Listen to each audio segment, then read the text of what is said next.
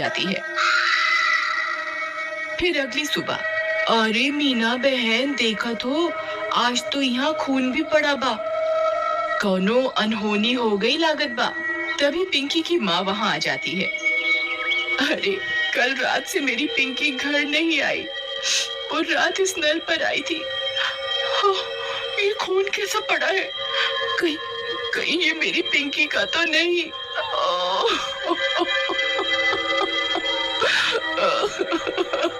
अरे भौजाई, हम उसे कल ही कह रहे कि ज्यादा लेक्चर का झाड़ो।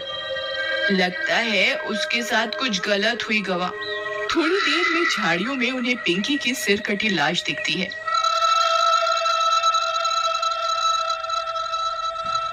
यह बात पूरे गांव में फैल जाती है। सब फैसला करते हैं कि अब से इस हैंडपंप पर कोई नहीं आएगा। फिर रात होने पर वह चुड़ैल फिर से हैंडपंप पर आकर उसे चलाने लगती है, पर कोई नहीं आता। लगता है गांव वाले चालाक बन रहे हैं। इनको किसी और तरकीब से बुलाना होगा, नहीं तो हम भूखी मर जाएंगी। हाँ, पर करें क्या? रुक जा मेरे जुड़वा सिर, अभी तुझे किसी खोपड़ी का स्वाद चखवाती हूँ। फिर वह चुड़ैल पिंकी के घर के पास पहुंच जाती है। वहां जाकर चुड़ैल पिंकी की आवाज में उसकी माँ को आवाज देती है। मम्मी, मम्मी, दरवाजा खोलो मम्मी, मम्मी। पिंकी की आवाज सुन उसकी माँ झट से दरवाजा खोलती है। वह बाहर चुड़ैल को देख पिंकी की माँ कांपने लगती है। पिंकी, ये तुझे क्या हुआ? चुड़ैल की एक खोपड़ी अपनी लंबी जीभ से पिंकी की माँ को जकड़ लेती है। मैं कोई पिंकी विंकी नहीं। तेरी पिंकी तो कब की हजम भी हो गई होगी। अब तू मेरा खाना बनेगी मूर्ख औरत। फिर चुड़ैल उसकी खोपड़ी काट कर निकाल लेती है और उसे खा जाती है।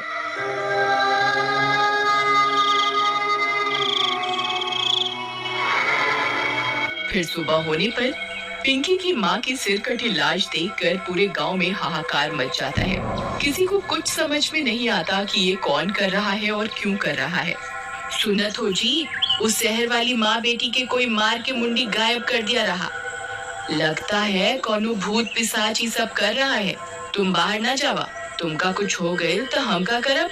अरे हमका कुछ ना होई, हम जात रहे वो हैंड पंपुआ के आसपास सीसीटीवी कैमरा लगाई खातिर, हाँ, ताकि देख सके आखिर मामला का बा। फिर वह गांव की कई दीवारों पर सीसीटीवी कैमरा लगा देता है। रात होने पर वह चुड़ैल वापस आती है। वह थोड़ी देर हैंडपंप चलाती है, पर कोई नहीं आता। वह गांव में पिंकी और उसकी माँ की आवाज निकालकर सबको बुलाती है, पर कोई नहीं आता।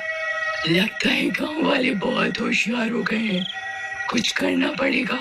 हाँ, कुछ तरकीब सोचो, नहीं तो अगर हम 2 दिन भूखी रही तो मर जाएंगी। गांव वाले हैंडपंप से पानी नहीं भर रहे, पर कुएं से तो भर रहे हैं। हम चलकर कुएं में बैठ जाती हैं। जैसे ही कोई आएगा, तुम अपनी लंबी जीभ से उसे अंदर खींच लेना, फिर हम उसे खा जाएंगी।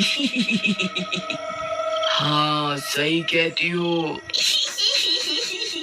फिर वह चुड़ैल कुएं में जाकर छिप जाती है। सुबह होने पर, अरे सुबह सुबह कहाँ जावत बा? रात शैतानी शक्ति सारे गांव में घूम रही। अरे तू डरा ना, हमार राजकुमारी, हमका कछु ना हुई। हाँ, हम जाए रहे सीसीटीवी कैमरा से रिकॉर्डिंग ले खातिर। हाँ, अच्छा जावत ही हो तो मटका में पानी भर लावा कुआं से। फिर रानी का पति मटका लेकर निकल जाता है। अरे पहले रिकॉर्डिंग निकाला कि कुएं पे जावा? चलो पहले कुएं पे चलते हैं, नहीं तो वहाँ भीड़ हो जाए। फिर वह कुएं पर जाता है। जैसे ही वह कुएं में अपना घड़ा डालता है, चुड़ैल का सिर अपनी जीभ से लपेटकर उसे अंदर खींच लेता है। वह कुछ बोल भी नहीं पाता और चुड़ैल उसकी खोपड़ी खा जाती है।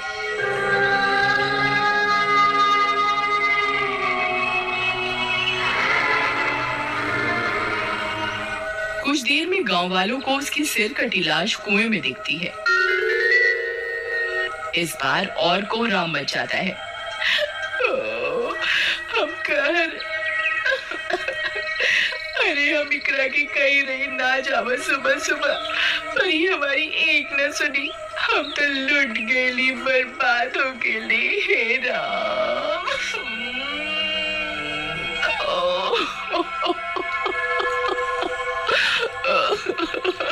पर तुहार पति सुबह सुबह आया क्या करने रहा? फिर रानी ने बताया कि उसके पति ने सीसीटीवी कैमरे लगाए थे गांव में, जिससे यह पता चल सके कि आखिर मामला क्या है। फिर वे सब गांव वाले सीसीटीवी कैमरे से रिकॉर्डिंग निकालते हैं, टीवी पर चलाते हैं और चुड़ैल का सारा सच उनके सामने आ जाता है। वे यह भी सुन लेते हैं कि अगर वे चुड़ैल 2 दिन भूखी रही तो मर जाएंगी। गांव वालों, हमारे सामने एक बहुत खतरनाक दुश्मन है। इसे हराने के लिए हमें बस ये करना है कि हम 3 दिन तक अपने घरों में कैद रहें, नहीं तो ये 2 मंडी वाली चुड़ैल कई और लोगों को अपना शिकार बना लेगी। मैं गांव में 3 दिन के लॉकडाउन का ऐलान करता हूँ। लॉकडाउन होने के बाद वे चुड़ैल 2 दिन तक गांव में आई। अपना शिकार पकड़ने के लिए उन्होंने कई तरकीबें लगाई, पर कोई अपने घर से बाहर नहीं आया और वे दोनों चुड़ैल मर गईं।